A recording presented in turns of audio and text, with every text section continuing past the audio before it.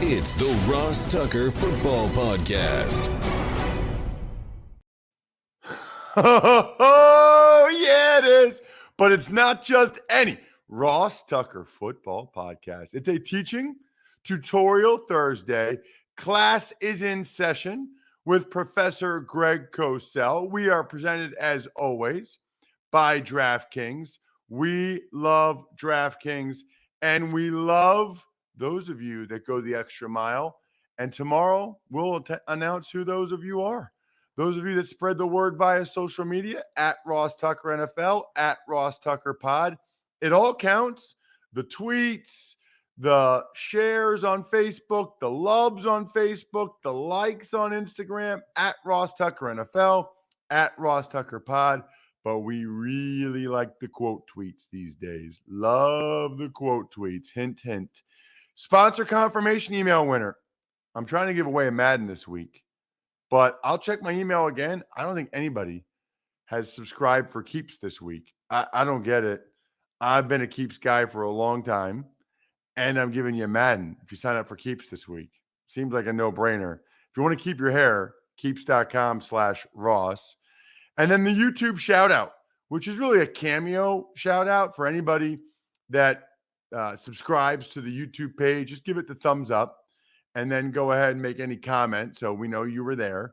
That way I can see your name. And then boom, I'll give you a cameo-style shout-out that people pay for all the time on the Cameo app or cameo.com or whatever it is. Shout-out to the patron of the day, Peter Charlimbus. Charlmbous. No idea, Peter. Charlimbus.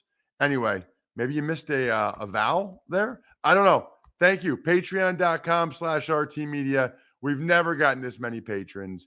I don't think you guys think I'm that cool or want to chat with me every day that much. I think you just want the even money bets. And listen, I get it. I also get why people love Thursdays. It's Greg Cosell. It's Big Show time. The Big Show. All right, 42 years at NFL Films. The NFL matchup show every weekend. The show the pros watch. You should check it out. Greg usually retweets the air times, so make sure you're following Greg on Twitter at Greg Cosell. Greg, much to discuss this week. I want to start with tonight's game. I always like to do that before I forget. It's the Bengals and the Jags, the last two number one overall picks. What interests you in this game? What have you seen from either one of these teams that stands out to you? What should we be looking for tonight? Well, I really enjoy watching Joe Burrow. I enjoyed him coming out of LSU his senior year. I thought last year as a rookie, obviously his season was shortened, but he's back this year. I think there's a refinement to his game. I think he looks very comfortable in the pocket. He plays with efficiency. I think the ball, too, this year, Ross, is coming out with a little more juice. You know, he'll never be a gun thrower, but I think it's coming out with a little more juice. And I think they do a really good job in terms of their use of personnel, formations. They can line up with 4 wide receivers. They'll line up with 3 wide. They move Chase around. Chase is looking very, very good, particularly when he's split. He can line up as the boundary X. He can line up as number 1 to the field. And I just think that their pass game is going to continue to get better and better. Now, last week they played a Steelers defense, and this is a weird thing to say about the Steelers. They didn't have any pass rushers. Watt was out. Highsmith was out. Ingram, they move him around. They use him as a pass rusher on the edge at times, but they use him much more as kind of a joker, moving him around. So the Steelers really did not have any pass rushers, and I believe their sack streak ended last week. Yeah, I don't think they got a sack. They did not. And that's kind of crazy going against the Bengals offensive line that's not exactly great. That's how it ended against the Bengals of all teams. Yeah, and it's interesting you say that because I think Burrow is the style of quarterback, and I think you'll see more and more of this as he progresses. I think stylistically, he can camouflage and compensate for O-line weaknesses. They started the rookie Jackson Carman from Clemson at right guard this week. I believe it was his first start. He looked fine, but I think Burrow just has a sense of the pocket, a sense of refinement that I think he can camouflage some weaknesses on your O-line. And you know that, Ross, about quarterbacks. If a quarterback really does a good job playing within the structure, delivering the football, you know you can get beat a little bit and the quarterback can help you out. Yeah, there is no doubt. No doubt whatsoever. Um, you know, you look at them between Mixon and Boyd. I know Yeah. Higgins is still out, but Mixon and Tyler Boyd and Jamar Chase, they've got some legit guys, Greg. They are really good at the skill positions, and because they're the Bengals, no one is talking about them, and we'll see how their season plays out. It's too early to make any definitive judgment, but what we can say is that at the skill positions, they are really good. I heard Bill Belichick say either last year or the year before, and he's a lot smarter than I am, but I agreed with him that he thought Joe Mixon was a top 3 back in the NFL, and Belichick does not throw around those kinds of comments, easily. Let's talk Chiefs and Eagles. Both teams 1-2, both teams coming off back-to-back losses. What interests you or stands out to you in this one? Yeah, I've been kind of fascinated by the Chiefs' offense because I personally think, and you could probably speak to this even better than I could. I personally think that the way their O-line is built, I think that is a run-blocking O-line. I think they have road graders. I think when you look at Orlando Brown at left tackle, the rookie Smith inside at guard, these are big people. They're road graders. And I thought they ran the ball really well last week against the Chargers. But they don't really play that way. They're a passing team. And what was fascinating to me about the game last week is what Brandon Staley did. They played almost 80% man coverage against the Chiefs. Now, most people say you can't play man coverage against the Chiefs. They did. They challenged Mahomes and the receivers to be precise in everything they did, and the Chiefs did not execute at the needed level of consistent efficiency. Now, we know Mahomes is great, Ross. We know that. That's not my point. But even great players at times need a tune-up. And I think Mahomes right now, and people will say I'm crazy. I get it. I'm just evaluating the player in a vacuum. I think he's become increasingly more and more of a second reaction player. He leaves the pocket prematurely. He's an outstanding thrower that allows him to make throws and make great plays. But I personally believe, and maybe this is just my old school nature, having learned the position from Bill Walsh, I believe he needs to settle down a bit and play more with fundamental technique within the structure of the passing game. Interesting. When you say that, it's usually true. When you say that about guys, it's usually true. And then a lot of times they'll come back to that, Rodgers, other guys. But we see that. It seems like when guys, it almost seems like sometimes, Greg, with those guys, when things aren't going well, as opposed to saying, okay, I got to do what's there within the structure of the offense, they go the other way, and it's like, I got to make some plays. I got to play better. I got to do something. By the way, he could come out this week and make 5 unbelievable plays because his talent level is off the charts. So I'm just speaking about playing the position the right way all the time. It's not a knock on his ability. We know what it is, but there's no way that coaches want quarterbacks to move when they don't have to move. You know that. You are an O-lineman. That's the worst thing. You do not want your quarterback to move when there's no need to move. What about the Eagles, Greg? That was ugly Monday night. Yeah. I'm trying to figure out, what their talent level on offense ultimately should be. It should lead them to do tactically. And there's a part of me, it doesn't mean I'm right, but there's a part of me that believes they should almost take a page from the book of the Cowboys in Dak Prescott's first year. Put Hurts under center, start your offense with the run game, go conventional play action, define the reads and the throws, let your receivers work one-on-one on the outside, because if you play that way, you normally get 8 in the box. I don't know if they'll do that. I'm not saying I'm right. There's just a part of me that when I watch the Eagles, I feel like, hey, let's do that. Let's settle the quarterback down. He's only made 7 NFL starts. Uh, let's give him an opportunity to be successful within the context of a fully dimensional offense. In the game the other night, Miles Sanders does not get his first carry, Ross, until the 4th offensive possession. Yeah, I really don't know what was going on there. That surprised me on a lot of different levels. I mean, you've got a couple of young linemen out there. You've got a lighter, faster Cowboys defense. I don't really know. I guess Sirianni said that they thought they'd have to match the Cowboys score for score. I don't really understand that. Which But is interesting you say that, because the Cowboys the week prior against the Chargers, who in that game played a ton of split safety, that's what the Eagles play. So, and we talked about that, I believe, last week, that I believe that the Cowboys would come in with a similar approach that they had the week prior against the Chargers and run the ball because they were getting so much split safety. And in fact, that's what the Cowboys did.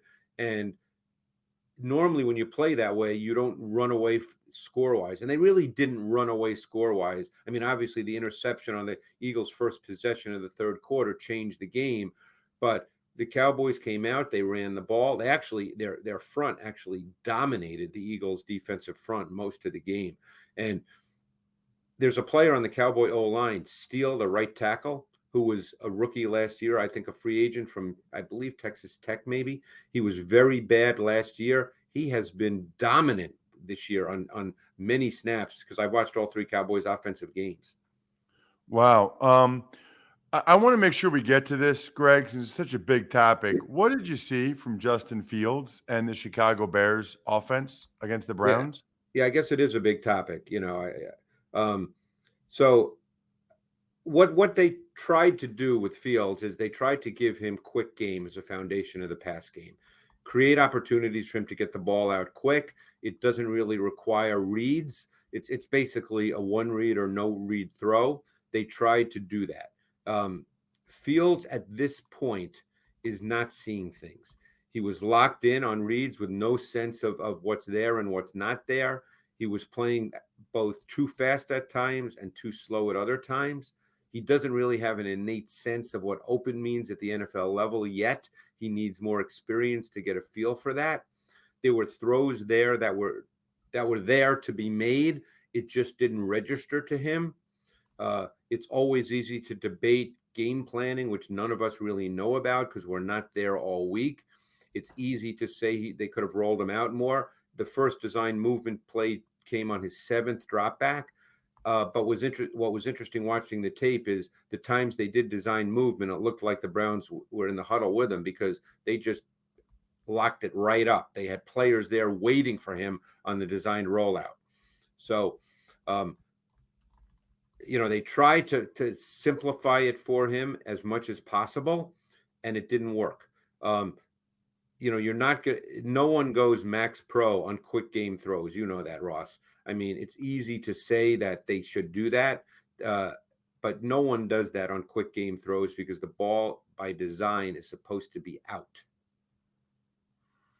That's why I have you on every week, Greg, because that's what I wanted. That's what I wanted to hear. I wanted to hear what the tape showed as opposed to just the social media roar of everybody saying that they should have sprinted them out more. They should have done this. I think sometimes when a coach says a guy starting, there's a reason for that. I mean, let me look. Here's the way I look at things. Okay, we know that in any business, some people are better than others, but I take the approach that coaches are with their players every single day. They know them better than I do, better than you do, better than people who are not there. They know their players, not just the quarterback, but the other players surrounding him. Correct, Ross? They're with them every day. All right. Yeah. So I don't go in. That doesn't mean they're infallible, but it means that they should have more knowledge. That's why I said there's some guys who are better than others. Okay. But they know their players better than we do. So I don't go into a game with the approach that if I see things that I personally don't believe are done really well, I don't take the approach that, boy, I'm smarter than the coach. I would have done it better. I'm not there. So what I try to do is analyze the tape. And then will I make an interpretation here and there? Yes. but I don't go in with the idea that I'm smarter than the coach, and therefore my interpretation is going to be better than theirs. Greg, there's a big game Sunday night. You might have heard Patriots and the Bucks. This guy named Tom Brady's going back to New England for the first time. What interests you about that game? It looked like from the TV copy, it was the first kind of rough outing for Mac Jones. I don't know if that says something about him or the Saints defense or what. Well, I don't know if it's a rough outing in the way I think you're talking about it. I think at this point in his career, he's a certain kind of player. He's rhythmic. He has to throw the ball short and relatively intermediate. He can't really drive the football. If the game gets away from them a little bit, however it does, I think he's not quite ready to be able to make the kinds of throws that are then demanded in that kind of game. Whether he gets there or not, that, of course, is an open question. We'll see as he develops. I think they need to play games where they're close, where they can stay within the context of their offense. They can have him play rhythmically. They can, in a sense, they can control the kinds of throws he makes. Some other games to get into, Greg. How about Carolina without Christian McCaffrey against the Cowboys? Yeah, I don't think Carolina will change their offense at all. I think they have Darnold playing very well. Joe Brady's done a really good job in terms of defining the reads and throws for him so he can play within the structure of the offense. The longer that Darnold's in the pocket, the less effective that he is. He can make throws on the move, but he still has a reckless tendency here and there. I think what's fascinating to me is the Cowboy defense. We talked about this last week. I mentioned it to you, and people were surprised, but the tape told you they're fast, they're aggressive, they're starting to do more with their fronts, they're getting more multiple, they're standing up Parsons, they're standing up Gregory, moving them around as jokers, and I think the pre-snap phase becomes increasingly important now for Darnold because he's going to have to make sure protections are set based on what he sees. So this is a really intriguing game, but that Cowboy defense is pretty good. And it would not surprise me in this game to see them use Diggs as a matchup corner on DJ Moore. How about Cardinals and the Rams? A couple of undefeated teams, Greg. Yeah. Well, the Rams offense has really been fun to watch. It's such a good mix of a talented quarterback in Matthew Stafford, who has great intelligence, understands with really good pass game concepts of Sean McVay. Now, they predominantly play out of 11 personnel with one back, one tight end, and 3 wide receivers, but they're very multiple with their formations, bunch, stacks. They attack. Last week, they played out of empty a lot. And in fact, Stafford's been in empty sets more than any quarterback in the league. And they've been very, very successful out of empty sets. And, we know that what empty sets do is it forces the defense to declare. It gives you tendency predictability of coverage because defenses sort of have to settle down versus empty.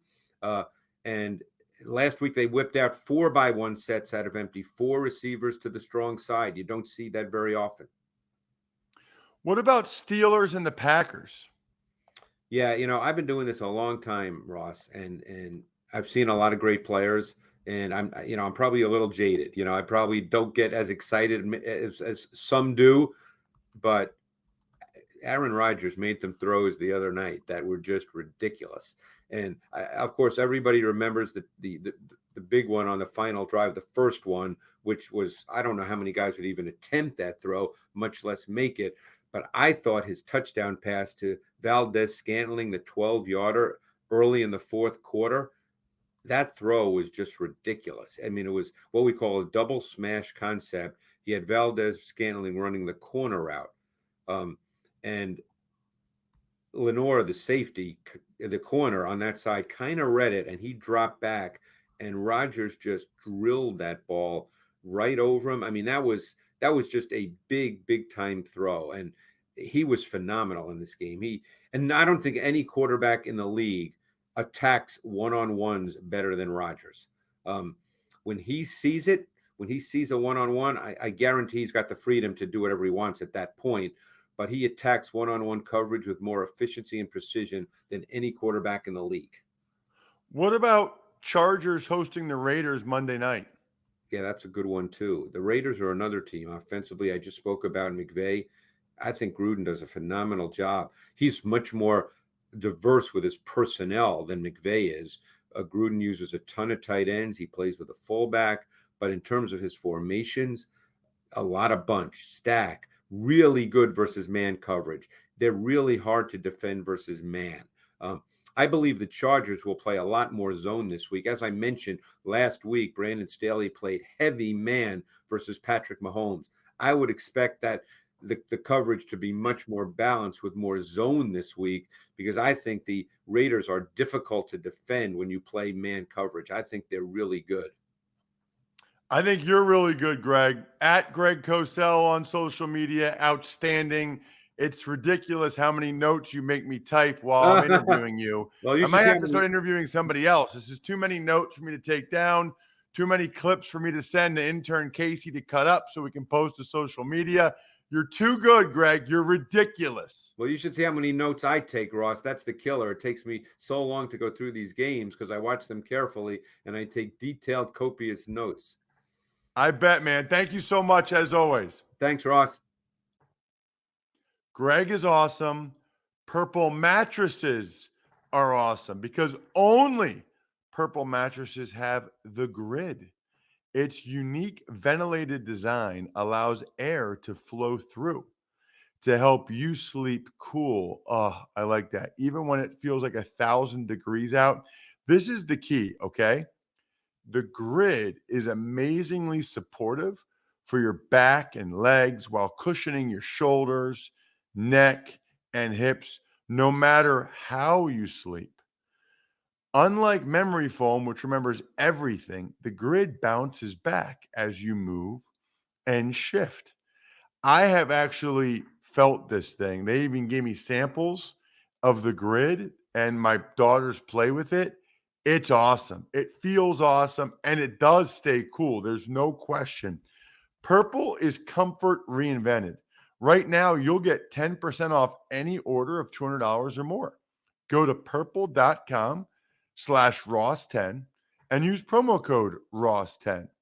That's purple.com/Ross10.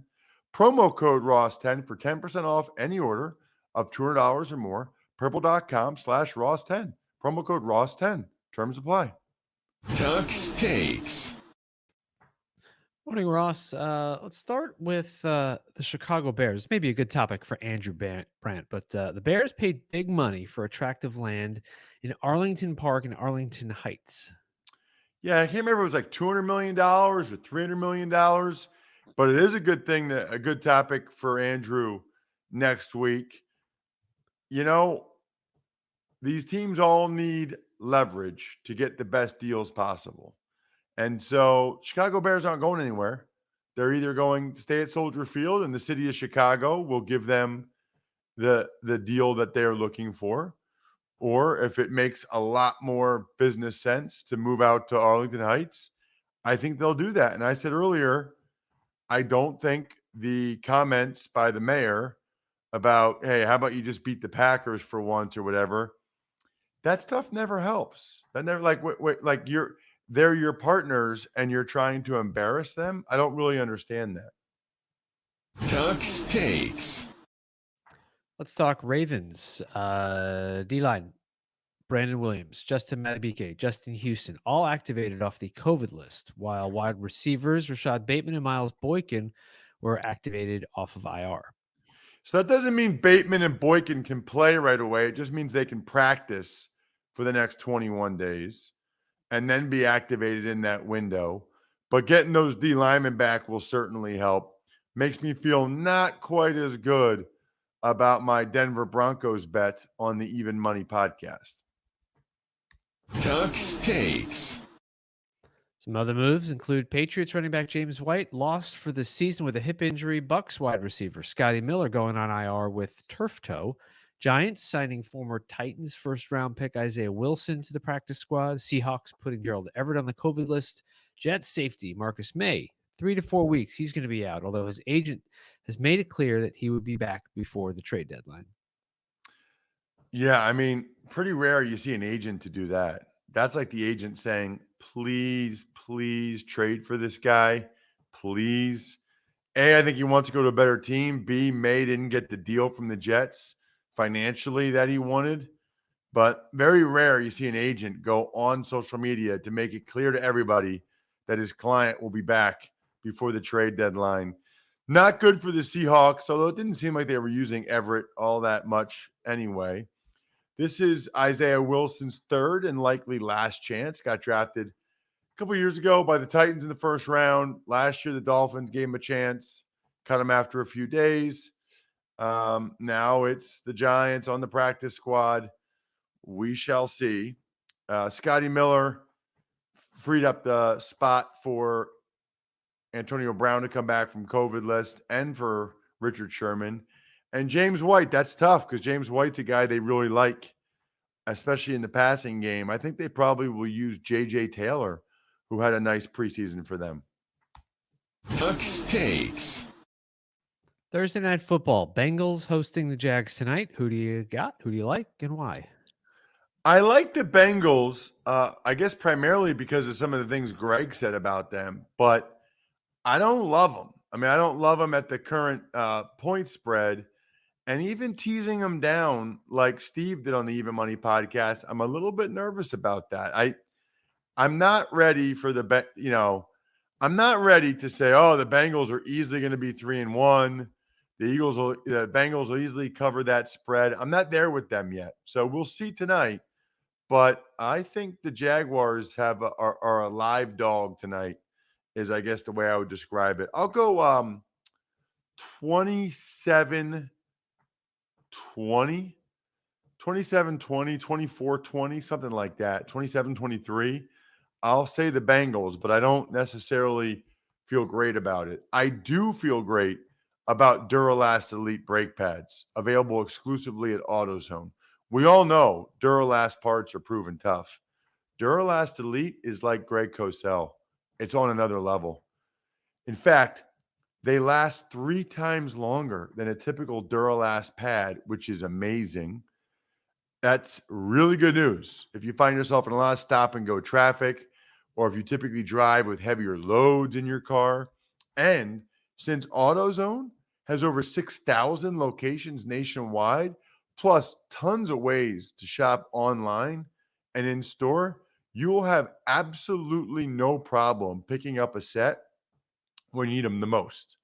The future of stopping, well, it starts with Duralast Elite brake pads only at AutoZone for safer, smoother, and quieter stops that also are eco-friendly.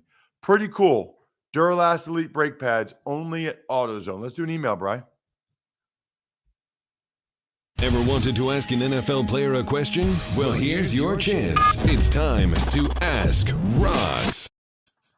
Email address, ross@rosstucker.com. I think most of you know the drill. You take advantage of any of our sponsors ever. Get Duralast Elite brake pads from AutoZone. Get a new mattress from Purple. Whatever.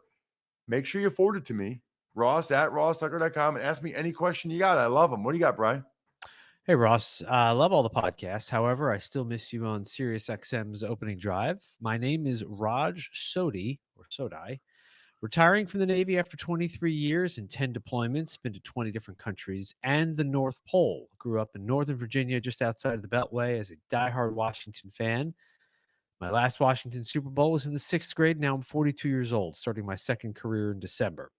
You, Brian, and Andrew keep me going every week. My question: when a player is traded, as I understand it, the move of his household is paid for by one of the teams, right? However, if I were an NFL player and I was cut on Monday by one team and signed on Thursday by another team, would the signing team provide me with a rental car and a hotel room till I could move my family and household goods to the new city? Thanks for your time. Wishing you and your family the best. Please don't make fun of my grammar, Mr. Ivy League. Very respectfully, Raj. Well, Raj, very respectfully to you, thank you so much for your service. 23 years, 10 deployments. I mean, you're only 42. You're my age. I don't know how you even had time to do that. 23 years, 10 deployments. That is awesome. Curious about your second career, by the way, Raj. I'd love to hear what you are up to. So it's a good question because I was claimed off waivers a couple of times. I think I had to pay to have my car shipped from Washington to Dallas. I think the Cowboys might have provided me with a rental car for a couple days while I was waiting for my car to get there that was being shipped. So I had to pay for my car to be shipped because I was claimed off waivers. I wasn't traded, but I think they supplied me with the rental car. They definitely flew me there. And I think they paid for the hotel room for like 2 weeks. I don't remember exactly, Raj, and I don't remember what the policies are, but I'm pretty confident the Cowboys paid for my hotel for a couple weeks till I was like settled. They paid for my rental car until my car was there, but I had to pay to ship my car down there, I'm pretty sure. Good questions, Raj. Really good questions. I love questions like that. I love all of our other shows. I love Pizza Boy Brewing, Sporticulture, Vision Comics with an X, HumanHeadNYC.com, and I love SteakhouseSports.com. And I love saying, I think we're done here. Thanks for listening to the Ross Tucker Football Podcast. Make sure to also subscribe to the Fantasy Feast, Even Money, Business of Sports, and College Draft. All available at Apple Podcasts, RossTucker.com, or wherever podcasts can be found. A lot of times on the show, I mentioned DraftKings. Here's what you need to know. You got to be 21 or older, New Jersey, Indiana, or Pennsylvania only. New customers only. Restrictions apply. See DraftKings.com/sportsbook for details. Gambling problem, call 1-800-GAMBLER, or in Indiana, 1-800-9-WITH-IT. By the way, if what I was talking about included a deposit bonus, doesn't always, sometimes it does. Deposit bonus requires 25 times playthrough, and deposit bonuses are paid out in site credit.